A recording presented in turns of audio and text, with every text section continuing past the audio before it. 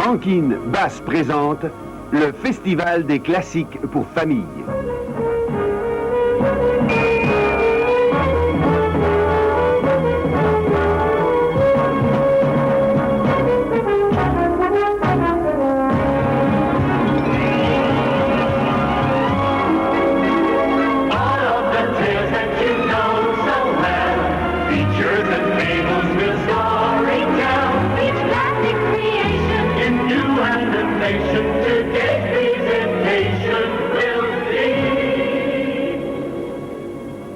Le chef-d'œuvre de Jules Verne qui décrit la course d'un homme contre le temps.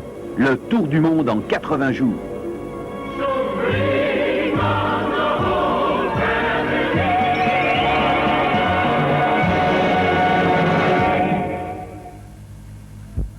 Va dans une banque de Londres! Va dans une banque de Londres! 55 000 livres sterling dérobés. Lisez les détails dans votre journal. Il n'est pas de chance que le voleur ait choisi votre banque pour se manifester, Stuart. Et surtout que j'y ai déposé mon argent. Le voleur ne profitera pas de son larcin, je vous le dis, gentlemen. Je vais lui mettre la police au trou jusqu'au bout de la terre s'il le faut. Bien dit, Stuart. Il ne faut pas perdre l'esprit et agir avec la plus grande décision. Si c'est possible, un homme avec 55 000 livres en poche peut se cacher où il veut. C'est vrai, c'est très vrai. En effet, le monde est plutôt grand. Le monde était plutôt grand. Qui a parlé? C'était moi, monsieur Stewart. Ah, c'était vous, Phileas Fogg. Que disiez-vous? Que le monde n'est plus aussi large qu'avant? Est-ce qu'il est en train de fondre? Je dirais que Fogg a marqué un point. Je me souviens avoir lu qu'il est possible de faire complètement le tour du monde en 3 mois. Moins que ça, avec la fin des travaux du chemin de fer indien. On peut aujourd'hui aller de Londres à Suez en 7 jours, de Suez à Bombay en 13 jours, de Bombay à Calcutta en 3 jours, de Calcutta à Hong Kong en 13 jours, de là-bas à Yokohama en 6 jours, Yokohama à San Francisco en 22 jours, au travers du continent américain jusqu'à New York en 7 jours, et de New York à notre bonne ville de Londres en 9 jours. Autrement dit, on peut maintenant faire le tour du monde en exactement 80 jours. Comment? Le tour du monde en 80 jours? Et voyons, Fogg, mais qu'est-ce que vous dites? Comment le tour du monde en 80 jours? Mes calculs, croyez-le, sont corrects, gentlemen. Je vous parie 20 000 livres sterling. Vous voulez risquer 20 000 livres sterling sur cette gageure, mais si vous rencontrez du mauvais temps ou des vents contraires... Ou un accident de bateau ou de train, ce sont des choses qui arrivent. Je parie quand même. Et si les Indiens arrêtent le train au milieu de la prairie et en profitent pour se mettre à scalper les passagers du train? Il suffira d'un banal accident pour vous retarder et vous perdrez votre fortune, monsieur Fogg. Dans le langage de ma famille, un accident banal, ça n'existe pas. Mais acceptez-vous de risquer 20 000 livres? Par Jupiter, j'adore votre esprit et je parie. Très bien parlé, monsieur Stuart, j'accepte. Et moi aussi. C'est parfait, gentlemen. Le train part pour Douvres en fin d'après-midi vers 8h45. Nous sommes aujourd'hui vendredi 2 octobre. Dans exactement 80 jours, le 21 décembre à 8h45, et précisément 115 200 minutes après le départ de mon train, je serai de retour dans cette pièce. Il est maintenant 7 heures. Il me reste 1 heure et 45 minutes avant le départ. Il faut mieux allumer la mèche tout de suite. Et vous avez encore les bagages à faire pour près de 11 semaines et pour tous les climats. Vous n'avez pas de temps à perdre, mon cher ami.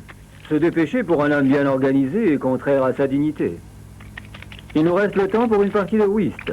Quelqu'un est-il intéressé, gentlemen?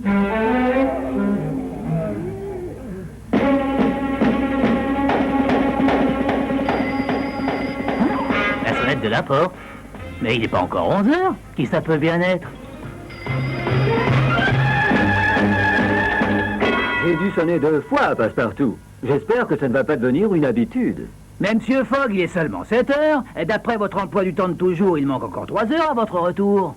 Ça, c'est en général, oui. Mais il se trouve qu'aujourd'hui, nous partons pour le tour du monde. Le train part dans 10 minutes. Ça alors, le tour du monde? Mais comment faire les bagages en 10 minutes? C'est trop court. Aucune valise. Mettez seulement 2 chemises et 3 paires de caleçons pour moi. Et la même chose pour vous, dans ce sac, et que ça saute. Tout ce que nous aurons besoin en plus, nous l'achèterons en route. Attention à ce sac, il contient 20 000 livres en billets de banque. Oh, ça va boucher un coin. Vous êtes prêts, Passepartout? Je suis prêt, monsieur Fogg.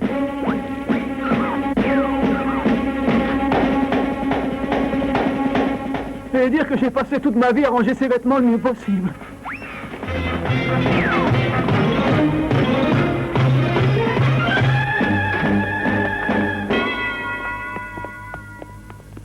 sacrebleu, j'étais tellement pressé que j'ai oublié d'éteindre le gaz dans ma chambre. On n'a pas le temps d'aller l'éteindre, Passepartout. Mais la note de la compagnie du gaz sera retirée sur votre paye. Bien que je serais désolé de perdre mon pari, mon cher Phileas, je vous souhaite un bon voyage et un prompt retour. Bon voyage! Je vous remercie, Stuart. C'est très sportif de votre part. C'est vraiment fou de sa part de penser qu'il peut faire le tour du monde en 80 jours. Mais quelle glorieuse folie que la sienne. Je vous demande pardon, vous êtes sans aucun doute Monsieur Stuart, le président de la Banque de Londres où il y a eu un vol cette semaine. Et puis-je savoir comment vous êtes au courant de la chose? C'est élémentaire, Monsieur Stuart. Il suffit de regarder vos doigts qui sont lisses du fait des milliers de billets qui y glissent jour après jour depuis des années. Remarquable. Sans compter les minuscules particules d'or restées sur votre veste quand vous transportez les lingots vers le coffre-fort. Incroyable. Fantastique. Et si vous me permettez d'en parler, votre canine à droite est plus courte du fait que vous mordez les monnaies pour juger si elles ne sont pas fausses. Mais qui êtes-vous? Et que voulez-vous de moi, monsieur? C'est élémentaire, mon cher Stuart. Je m'appelle Fix et je suis heureux de vous informer que vous avez devant vous le plus grand de tous les détectives. Écoutez donc, si vous aviez dans l'idée d'offrir une récompense pour retrouver votre argent volé, disons 1 millier de livres sterling, alors monsieur, j'aurai le plaisir de le déposer à vos pieds en l'espace de 3 fois rien. Mais comment, monsieur Fix? Je voudrais bien que vous m'expliquiez comment le plus grand des détectives peut y arriver quand il n'y a aucun indice. Ah, c'est que vous ne donnez aucun poids à ma sagacité et à mon intelligence, sœur. Et pour commencer, je vous dirais que votre voleur est un gentleman. Un gentleman, vous dites? C'est impossible. Suivez mon raisonnement, sœur. Avez-vous parmi vos clients quelqu'un qui ne soit pas un gentleman? Certainement pas, monsieur Fix. Cette pensée est absurde. Et alors, vous voyez que j'avais raison, c'est très clair. Et puis, est-ce que l'un des clients de votre banque n'aurait pas ces jours-ci, disons, pris le vol? Pris le vol, vous dites? Mais non, à moins que, par le bon Dieu, Phileas Fogg, il vient juste de partir par ce train. Alors, que décidez-vous? Sommes-nous d'accord pour 1000 livres? Nous le sommes, oui, complètement d'accord.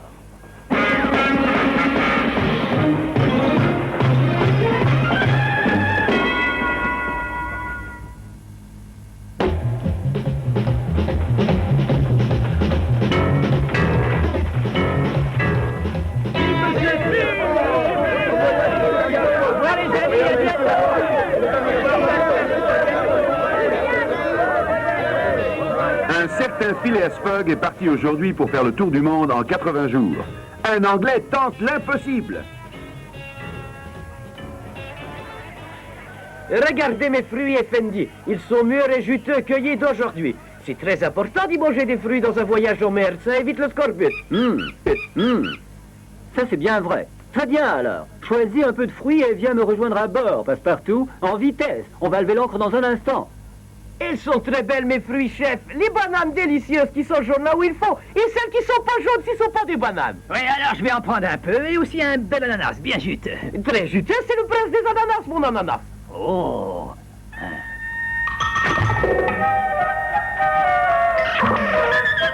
Voleur, tiens, voleur. Arrêtez donc, voyons. Je suis sûr que ce petit animal, il ne pensait pas à faire du mal. Chef, c'est un diable, cet Abdul.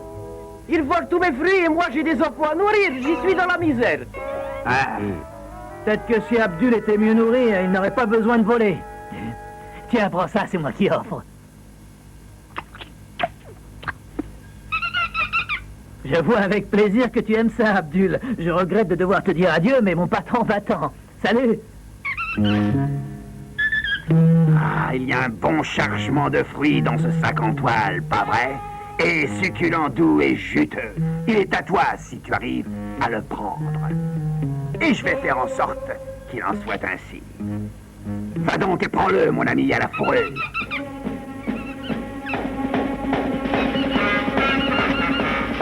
Ah, l'argent volé! Arrêtez cet homme! Il mérite la prison! Ah! Abdul, mais qu'est-ce que tu fais? Qui est cette horrible personne? Pourquoi crie-t-il après moi? Voleur, arrêtez! Voleur? Il m'appelle voleur, moi? Abdul, mais qu'est-ce que tu fais avec l'argent de Monsieur Fogg? T'es en train de me ruiner, Abdul! Je n'arriverai jamais au bateau à temps!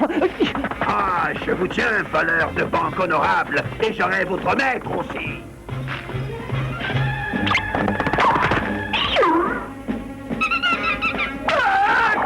Vite, dépêche-toi, Abdul! On a juste le temps! Vous ne m'échapperez pas, arrêtez-le! Arrêtez-le! Il vous en a fallu du temps pour acheter ces quelques fruits, Passepartout. Ah, les fruits? Je suis désolé, mais j'ai perdu les fruits, monsieur Fogg. Un type étrange et méchant a essayé de m'arracher le sac en toile de mes mains. Et si ça n'avait pas été pour mon ami Abdul, il y serait arrivé et nous serions tous sans sous. Il semble que je suis en dette avec vous, Abdul.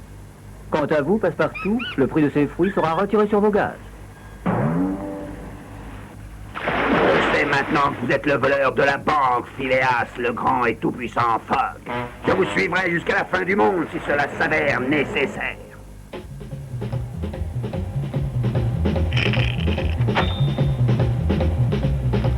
On dirait que nous sommes toujours dans les temps, n'est-ce pas? Et même en avance, je dirais, Passepartout, comme nous avons suivi la route vers l'est de Suez à Bombay, et avec le train de Calcutta juste à l'heure, il nous reste assez de temps pour prendre le bateau à Hong Kong. Des tribus en révolte ont volé les rails. Il vaut mieux qu'on retourne à Bombay. Et je sais qu'il n'y a pas de moyen de passer ces montagnes tout seul, sans compter que c'est rempli de sauvages. Il vaut mieux revenir en arrière. C'est gentil de penser à nous, contrôleur, mais mon valet va trouver pour nous un moyen de transport. Il est plein de ressources, mon valet Passepartout. Et monsieur Fogg? Comme vous le voyez, contrôleur, il faut avoir de la foi. Qu'est-ce que vous avez trouvé pour nous faire sortir d'ici, Passepartout?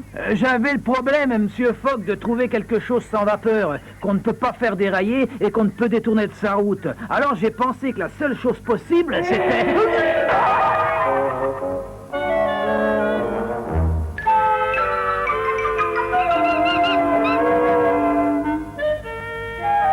Ça alors, Passepartout, mais c'est un éléphant. Exactement ça, sœur. Un éléphant, ça s'appelle, cette bête-là. Et on m'a dit un très bel exemple de l'espèce des éléphants. Une éléphante, à vrai dire. Gentille et aimable, en plus. Et je l'ai appelé Bonbon. Excellent. C'est ce qu'il nous fallait. Vous avez très bien fait, Passepartout. Et lui, je présume, est son propriétaire. C'est exactement ça, monsieur Fogg. C'est son propriétaire. Seulement, voilà, il ne veut bien nous laisser Bonbon qu'à condition que ce soit lui à la conduire et à nous guider. D'accord. On a besoin de toute façon de quelqu'un qui connaisse la route. Mais comment fait-on donc pour monter à bord? Rien de plus facile, sœur. Obéis, Bonbon. Soulève monsieur Fogg, vas-y. Ah, je vois, c'est éminemment pratique. Et maintenant à moi, chérie. Allez.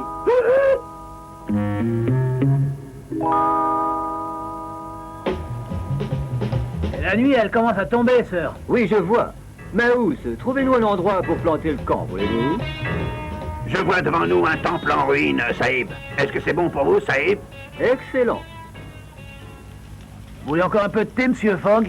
Et non merci, mon bon Passepartout. Si nous voulons être frais pour notre voyage demain, il faut nous reposer.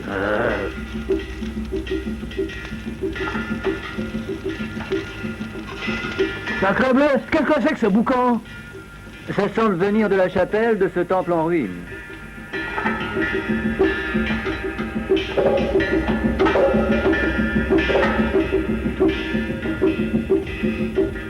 Monsieur Fogg, qu'est-ce que vous croyez que c'est, ce manège, là-bas?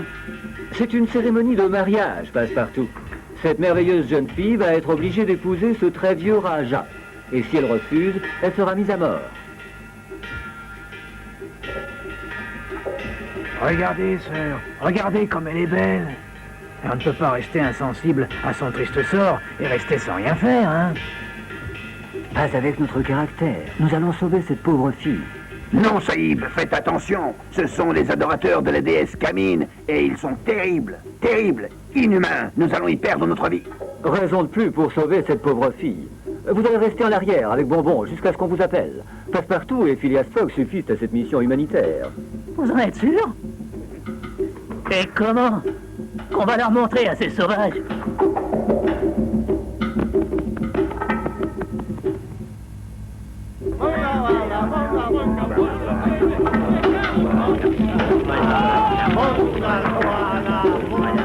Alors voilà ce qu'on va faire. Ah oui? On va faire tout ça et sans perdre de temps.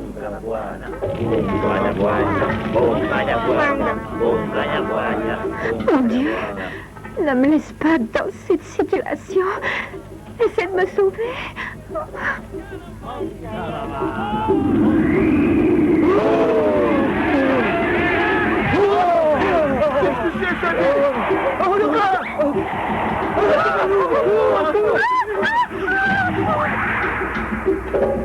Allons-y.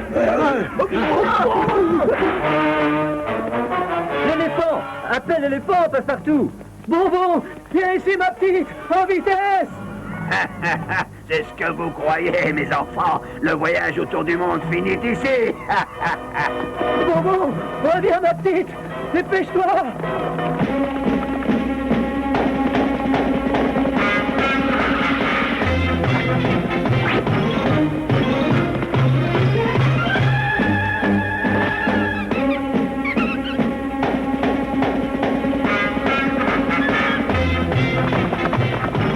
Plus vite, ma chérie, plus vite! Dépêchez-vous, sinon il s'échappe. Allez!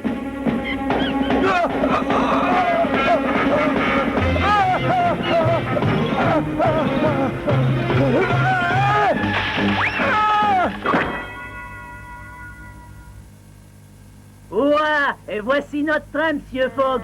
Oh les cœurs, petite lady, vous êtes hors de danger désormais. Oui, vous avez couru de grands dangers pour me sauver, Monsieur Fogg, au péril de votre vie. Mais j'ai peur que ça ne se termine pas ici. Il n'y a plus de place où je puisse me cacher aux Indes et je ne sais pas où aller.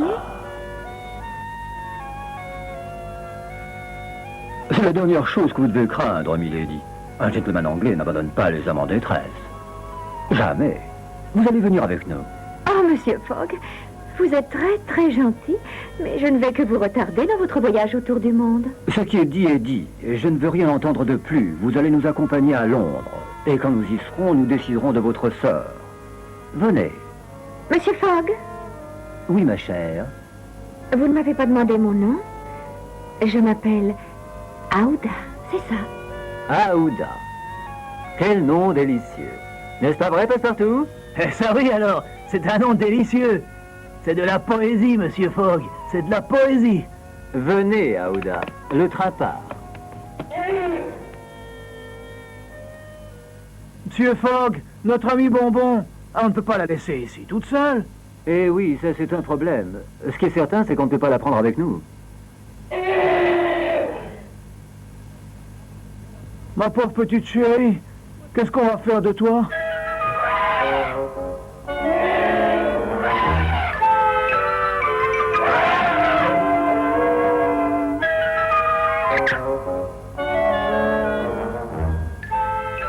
C'est parfait. On va donner sa liberté à Bonbon. Comme ça, elle retournera parmi les siens. Adieu, ma petite, et bonne chance à tous les deux.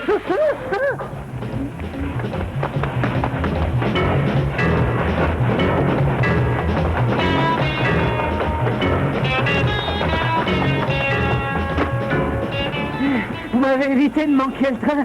Merci, Monsieur Fogg.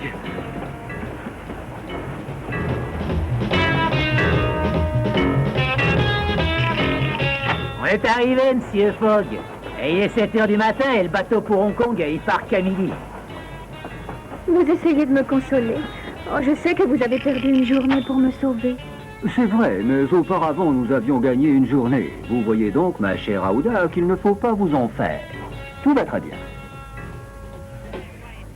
Un instant. C'est lui l'homme? Oui, oui, c'est lui. Phileas Fogg, je l'ai reconnu. Lâchez-moi, vous dis-je, et dites-moi ce que ça veut dire. Oui, c'est lui, l'homme qui a volé 55 000 livres sterling dans une banque de Londres. C'est ridicule. Ce n'est pas possible. Monsieur Fogg n'aurait jamais fait une chose pareille. C'est pas vrai, c'est un menteur. Faites donc votre devoir, monsieur l'officier. Je suis désolé de devoir vous demander de m'accompagner devant un juge, Monsieur Fogg. Vous êtes aux arrêts.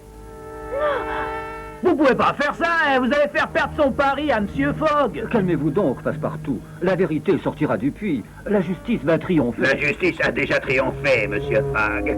Mettez-lui les mains, officier. Suivez-moi.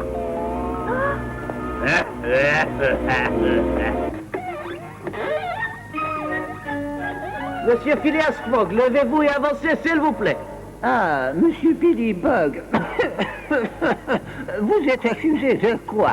Mon nom est Phileas Fogg, votre honneur. Qu'est-ce qu'il dit? Empiler son froc? Drôle de nom. Oui, de toute façon, vous êtes accusé d'avoir dévalisé une banque de Londres. Qu'est-ce que vous dites de ça, monsieur Loufoque? Répondez enfin. Hein? Et qui donc m'accuse, votre honneur? Qu'est-ce que c'est? Accuse. Ah, accuse, c'est bien vrai. Il y a quelqu'un qui accuse ce gentleman de quelque chose. C'est moi qui accuse, votre honneur. Hein?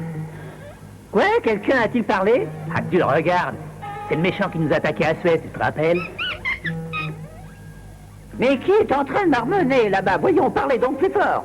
Je parlerai, votre honneur. Je suis le détective fixe de la police londonienne et j'ai un mandat d'arrêt contre monsieur Phileas Fogg. Ah oui, ils s'en moquent. Ici, c'est une cour de justice. Je vous prie de me prendre au sérieux. Pas je m'en moque. Phileas Fogg, Fogg. J'ai ici dans mes mains un mandat d'arrêt qui mettra Phileas Fogg derrière les barreaux pour le reste de sa vie. La porte! Un bon mandat! C'est un vent de mousson. Il vient bientôt cette année. Comme personne ne se présente, votre honneur, je vous demande d'être relâché. Mon bateau part pour Hong Kong dans 8 minutes.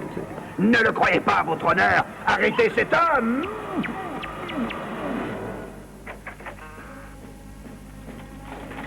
Vite, vite, monsieur Fogg, il n'y a pas de temps à perdre. Bien au contraire, j'estime qu'il ne nous faudra que 6 minutes pour arriver au point d'embarquement. Autrement dit, nous avons 2 minutes en trop. Donc, mon cher, c'est à vous de conduire en conséquence. En avant!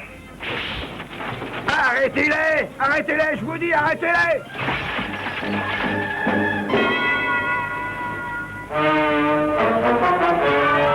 Vous m'avez échappé encore une fois, on dirait, monsieur Fogg, mais ça ne se passera pas comme ça. Mais avant que la journée soit finie, j'aurai trouvé autre chose, et de ça, vous pouvez en être sûr.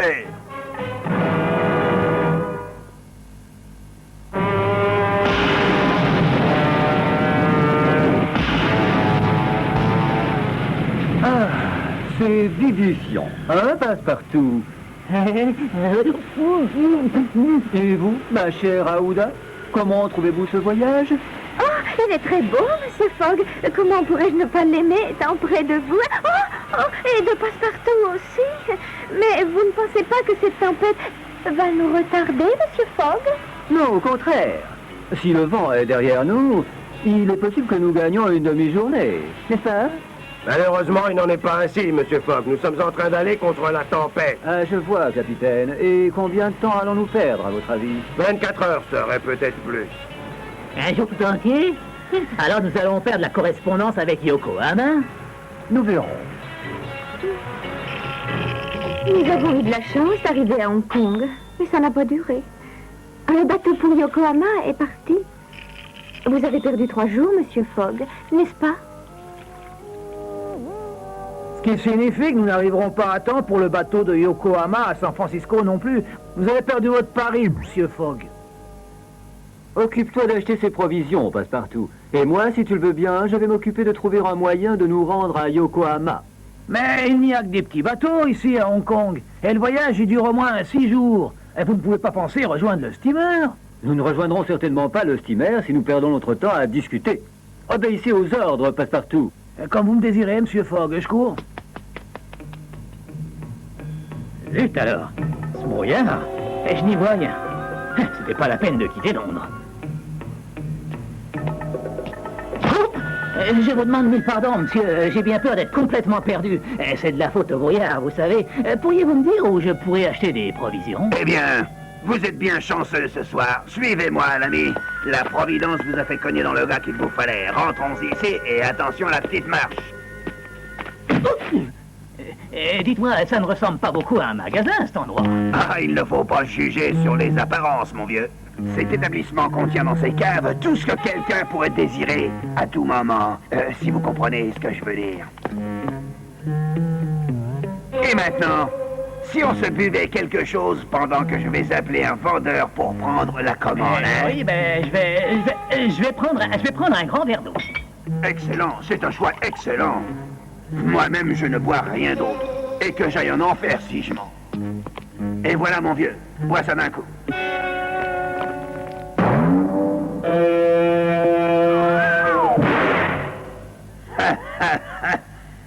Là comme une limande, ouais. Et là-bas, le dragon des mers, regardez. Voici un autre marin pour votre équipage, capitaine. Comme ça, l'équipage est au complet, Monsieur Fogg. Mais... Où suis-je? Oh, mais c'est Passepartout! Dieu gracieux, cet homme est mon valet, capitaine. Plus toujours dans les pieds, ce Phileas Fogg. C'est votre valet, vous dites, eh bien dans ce cas-là, il va falloir engager un autre volontaire, pas vrai? Dans la cave! Larguez les amarres, les gars! Baissez l'ancre! Levez la voile! Levez l'ancre et baissez la voile!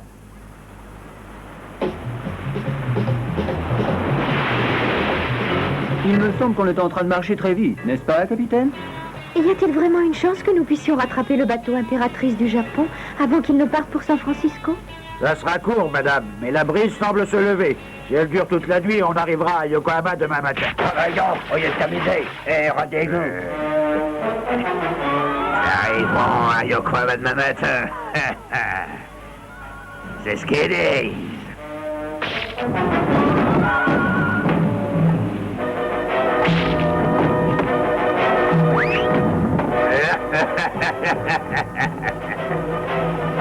J'ai bien peur qu'on n'y arrive pas. Vous n'avez aucune chance de rattraper votre bateau maintenant. Je n'ai jamais désespéré de ma vie, capitaine, et je ne vais pas commencer maintenant.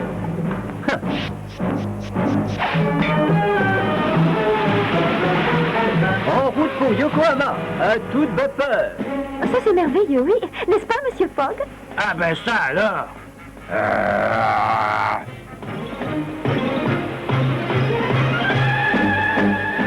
Nous sommes arrivés trop tard, Monsieur Fogg. L'impératrice du Japon a largué ses amarres. Passepartout, tire un coup de canon. Tout de suite, et à vos ordres, mon capitaine.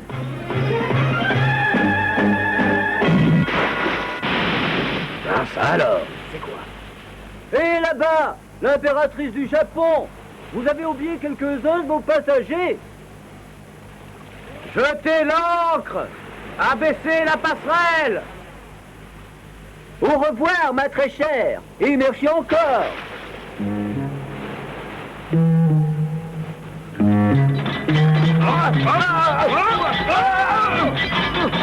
Vous ferez bien mieux de vous rendre, Phileas Fogg. Vous ne survivrez jamais à 38 jours comme ceci, je vous dis. Oh,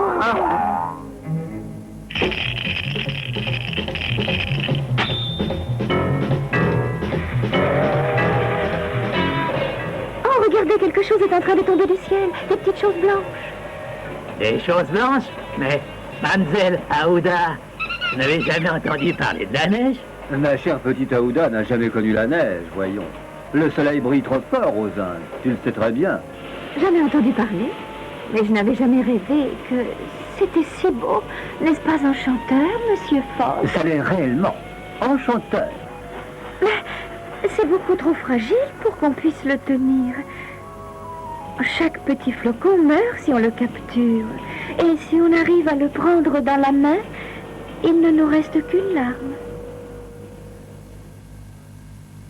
Ainsi, Phileas Fogg continue sa course contre la montre au travers des États-Unis. Les 1000 obstacles qui se présentent à lui, il les surmonte l'un après l'autre et finalement, il arrive à New York, dernière partie de son voyage. Monsieur Fogg, notre bateau, il est parti. Il fallait s'y attendre, Passepartout. Ça nous a pris 71 jours pour venir à New York. On a gagné 5 jours, mais perdu 6. Ce qui fait qu'en d'autres termes, on a une journée entière de retard. Mais nous avons toujours l'Atlantique tout entier à traverser. Comment pensez-vous y arriver? Il nous faudra tout simplement trouver un moyen de fortune. Eh bien, Monsieur Fogg, il ne faut pas comparer la traversée de l'océan à celle du jardin du Luxembourg. Il faut que j'y trouve quelque intérêt. Ce sac que porte mon valet contient la plus grande partie de ce qui reste de 20 000 livres, capitaine. Et il est à vous, si vous nous emmenez à Liverpool dans le plus bref délai. 20 000 livres, vous avez dit? Ça représente environ 100 000 $ en monnaie américaine, si je sais encore compter. Si, plus ou moins. Alors, Nous sommes d'accord? Oui, nous sommes d'accord, sir. On lève l'ancre immédiatement. Je vous ai reconnu cette fois, monsieur Fix. Vous n'allez pas nous avoir encore une fois, hein? Ne comptez plus sur moi. Nous sommes sur un navire et pas sur un ring. Oh, monsieur le capitaine, je vous fais mes excuses, hein, mais vous devez comprendre, nous avons été soumis à un énorme stress. D'accord, à condition que ça ne se reproduise plus. Je vais mettre mes chaudières au travail.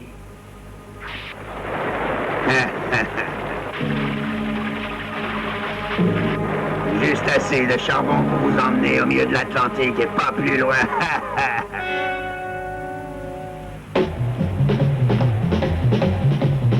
Il semble que l'on gagne du temps, n'est-ce pas?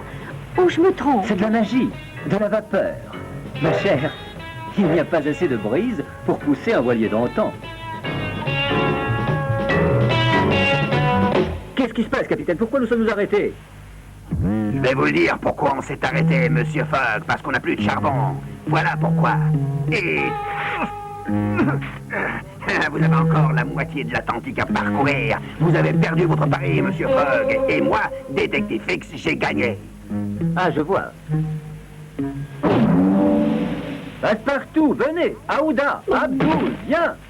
Nous sommes là, monsieur Fogg. Nous allons démonter toutes les pièces de bois de ce bateau et les enfourner dans la chaudière. Et toutes les pièces de bois, monsieur? Les mâts, les cabines et le pont aussi? Oui, tout ce qui est en bois. Et allez-y de bon cœur. Nous avons tout l'Atlantique à traverser.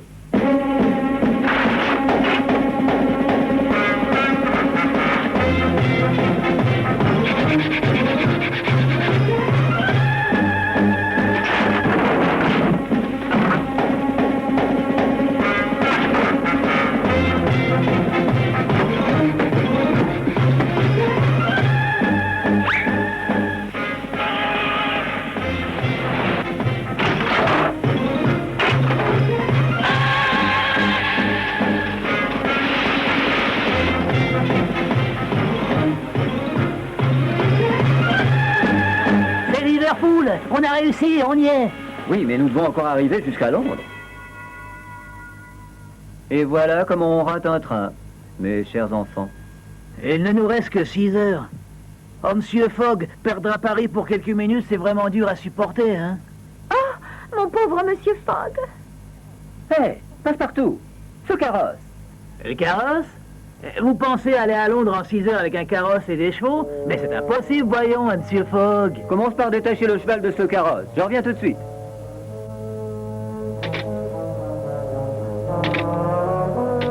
La tête est bien ensemble, Abdul. Vous êtes prête, ma chère? Tout le monde à bord! Allume 2 roquettes à la fois, passe-partout.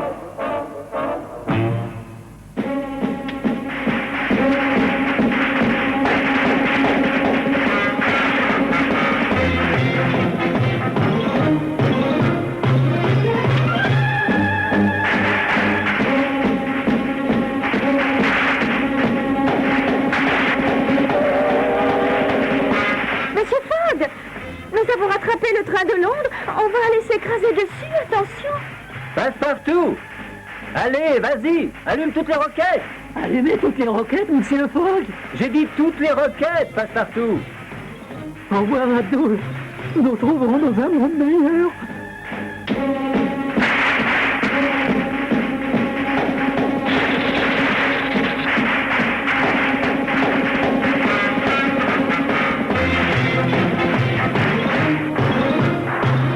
Voilà, monsieur Fogg, les roquettes sont toutes éteintes. Ah, nous tombons. Prends Abdul dans tes bras, passe-partout, et accroche-toi à moi.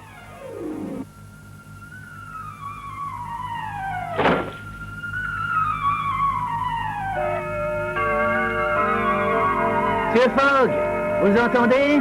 Il est déjà 9 heures. Oui, passe-partout. Nous avons 15 minutes de retard. Et j'ai perdu.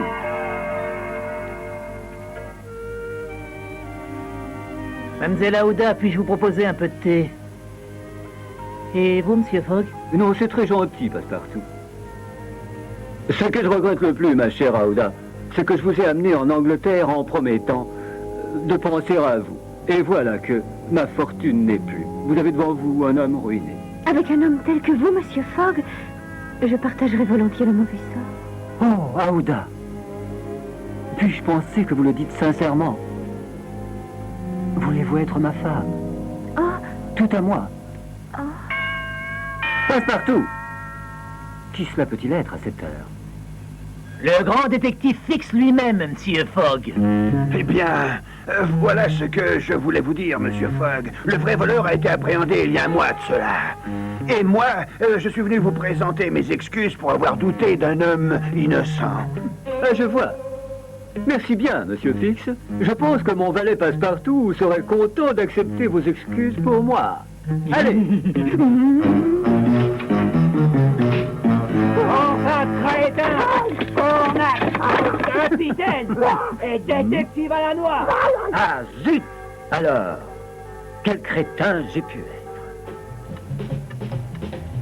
Il est 8h40 à ma montre, gentleman. Il a encore 5 minutes, ce qui est dû est dû. Il n'a aucun moyen d'y arriver. Le dernier train de Liverpool est arrivé désormais. Fogg n'y était pas. Il est 8h42. Encore 3 minutes et nous avons gagné notre pari. Il est 8h44.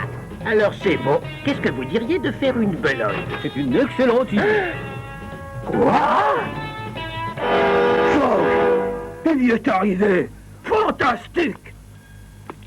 Je croyais vraiment avoir perdu, mais quand j'ai entendu le son des cloches, j'ai réalisé qu'on était dimanche et pas lundi comme je l'avais supposé.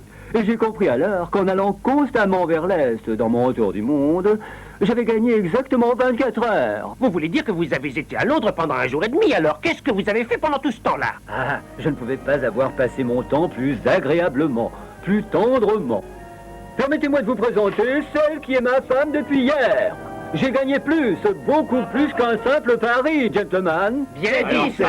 C'est des très beaux Angleterre. Faisons un double bord à Fogg et à son voyage. Hip hip hip, hurrah! Hurrah! Monsieur et Madame Phileas Fogg!